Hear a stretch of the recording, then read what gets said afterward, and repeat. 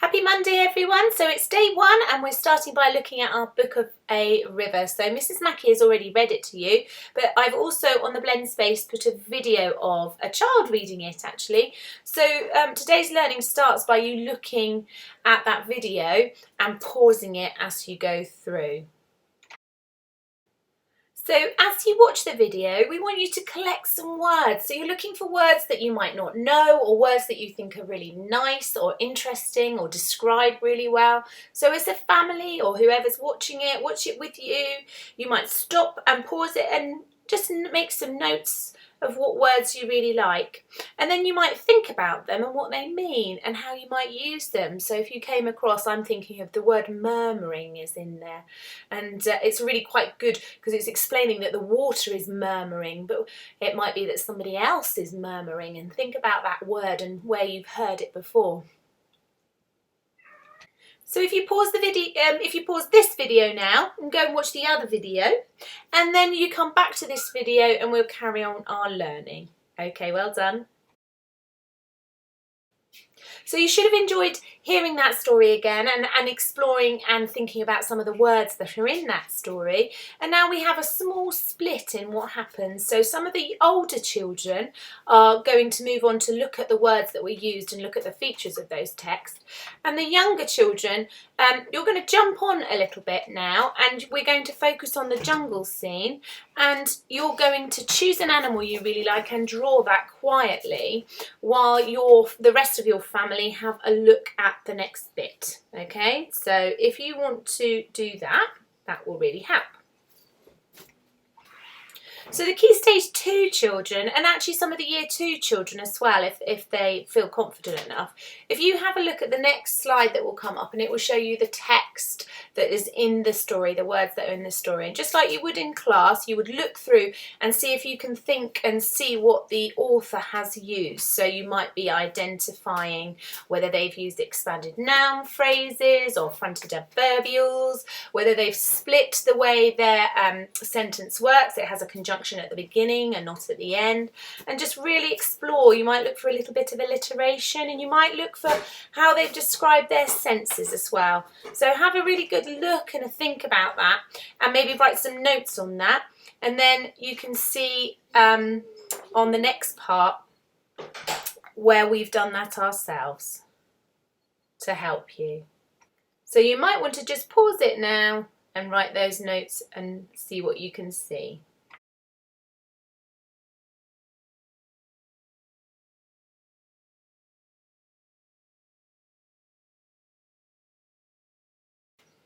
So Miss Blake, our English ninja, had a look at this, and this is what she noticed. So she was looking for different things. She was looking for prepositions and whether they were using the sentences, noun, phrases, and fronted adverbials, alliteration, and really thinking about the verbs that we use as well, so interesting vocabulary to really help tell that story. And as she's found those different things, she highlighted it. So she found that there was a good use of fronted adverbials. So the first one you can see is underlined in pink, from where I sit. And then quite a lot of prepositions in there, words describing where things are. We've got outside, you can see it underlined in green, through, under, past, by. And thinking about the story, because you're trying to create a story of a journey, it's really important that they use those words, because that really helps the story flow through and gives us that idea that the journey is happening and that there is a journey. So there's loads of other things that I'm sure you found as you looked through.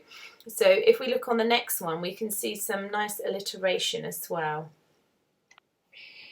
We can see some more fronted adverbials here, deep in the jungle. So that's a really nice fronted adverbial, and you can see the comma that they use after it, and it really gives us a sense of where they are. And also you might have noticed that there's a couple of sentences where it starts with a conjunction. As I sail through the mangroves, the river opens up. So it could be the river opens up as I sail through the mangroves, but it swapped it around. And again with if I peer over the edge of my boat, I can see the fishes. So it could have been I can see many fishes if I peer over the edge of my boat. And they decided to swap it around and put that conjunction at the front, and also that makes a nice fronted adverbial as well. So you've also got some alliteration there. You can see smells, salt and seaweed, so that sort of feels quite nice in a sentence. And I'm just having a look, and there's a sleeping city, even though it's a C letter, it's a sound, isn't it? And clouds clear. So all this information that you've collected here, just keep it in your head, because as you come back to write your story in a few weeks' time, you might want to use some of the things that you've seen there and some of those ideas to help the story of your journey. Right, now we should be able to all move back together and everybody work on the next task together. So at this point, you might want to pause the video and just have a really good look at this picture. So we're going to use this picture for our writing today. And I've chosen it particularly because there's loads to see in it, and there's loads of little animals hiding away, so if you look really closely you can see them. And as you see them, think about how you might describe them. So if you see a tiger, you might say he's a stripy tiger, and you might see a bright parrot. So the little ones will think about those words, and the older ones will be able to tell them confidently that they're using adjectives to describe those animals. So just have a little think about them, and then you might challenge yourself to think about how you might say them in another word. So just pause the video, have a little think, maybe write some down to get some ideas into your head. Right, now we're getting ready for the writing part of our lesson today. So the reception and the Year 1 and the Year 2 children, you have drawn your picture while the older children were looking at the text. And so now you're going to write several sentences about them, or definitely one if you're in reception. So you're going to use those adjectives to help you describe. So for example, you might say, I can see a stripy tiger in the green forest. And then you'd be using the adjective stripy for the tiger and the adjective green for the forest. Now Year 2 and Year 1, I think you're ready for a little bit more of a challenge than that. So you might be thinking about what the tiger's doing in the forest and where is he. And so confident writers really should be able to write 3 or 4 sentences about one animal and then find another animal to write some sentences about, making sure you're really thinking about those describing words when you do it. So now the next stage is for Key Stage 2. So you guys are really experienced writers, and you should be able to use all the tools of the writers to write quite a long paragraph, and you're describing the whole jungle. So you're describing what you see, what you hear, what you feel, what you smell, and you're going to bring that forest alive with your description. And you might start by collecting some words. So some of you might have already done that, or you might start now, collect some words and phrases, put them all together, come up with them before you start writing your paragraph out. So have a go at that, see how you get on, and when you finish that, come back to task 4, which is an optional task for those people who want it.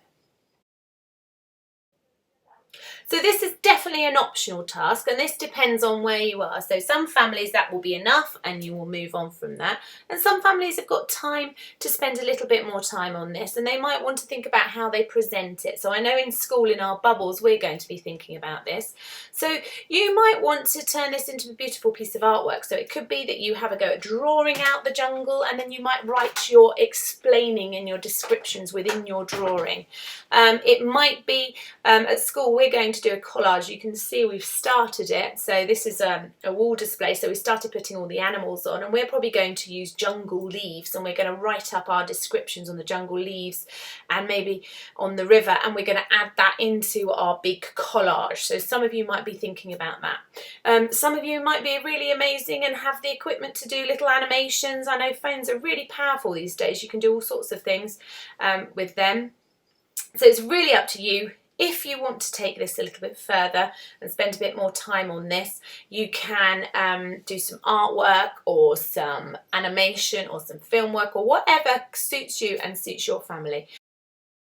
And please don't forget to send some of your learning in. So even if you aren't going on to task 4 and you're not going to present your writing, you've still done your writing and your teachers really love to see it. It's one of the hardest things being a teacher and not seeing what the children are doing when you're setting work. So we really would love to see it, and you can just message it through Dojo or add it to your portfolio on Dojo, and it would be really, really lovely to see. So I hope you've enjoyed today's lesson, and I look forward to seeing you tomorrow. Bye!